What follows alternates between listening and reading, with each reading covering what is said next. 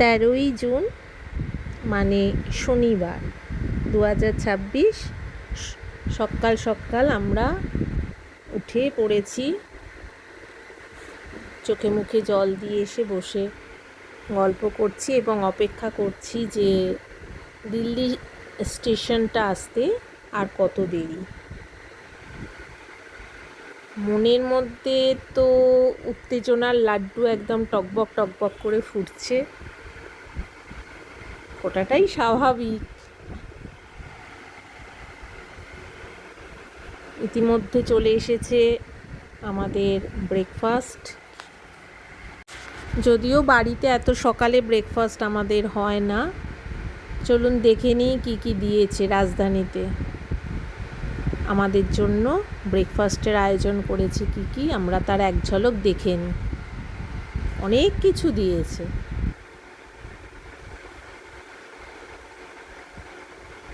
এটাতে আছে অমলেট, আবার কড়াইশুঁটি দিয়ে।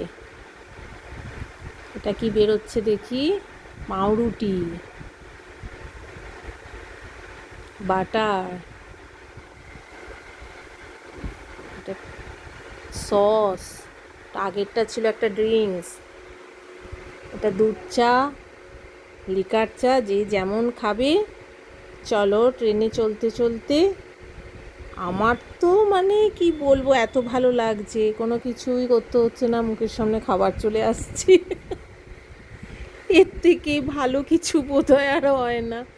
বাড়িতে তো অসুস্থ না হলে নিজেকেই সব করে নিতে হবে এবং সবাইকে করে দিতেও হবে।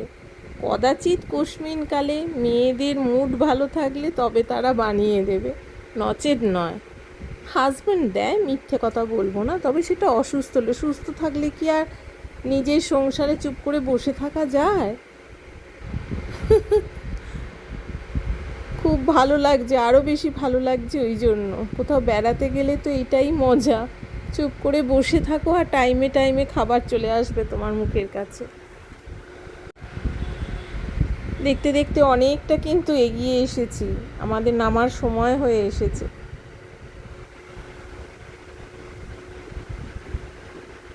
পৌঁছে গেছি আমরা দিল্লি স্টেশনে।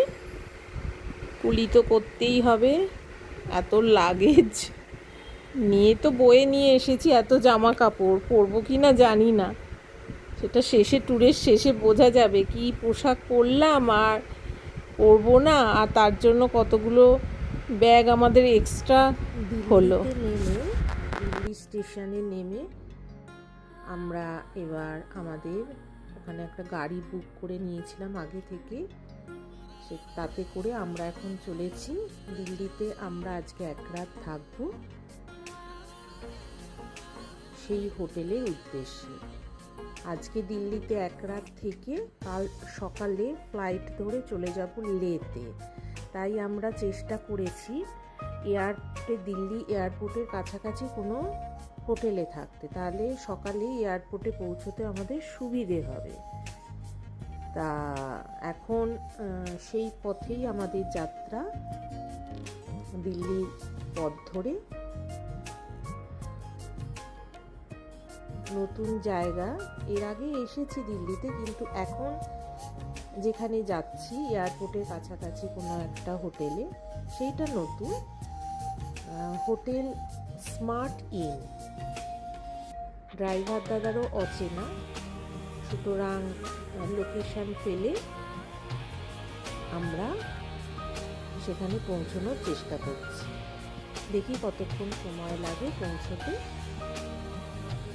আর এয়ারপোর্টের কাছাকাছি হওয়াতে আমাদের মাথার খুব সামান্য ওপর দিয়ে প্লেন যাচ্ছে। এই যে দেখুন, দিল্লি স্টেশন থেকে হোটেলে এসে পৌঁছতে আমার হাজব্যান্ড বলেছিল যে 1 ঘন্টা সময় লাগবে। তাই লাগতো, কিন্তু একটু অতিরিক্ত সময় লেগেছে। কেন?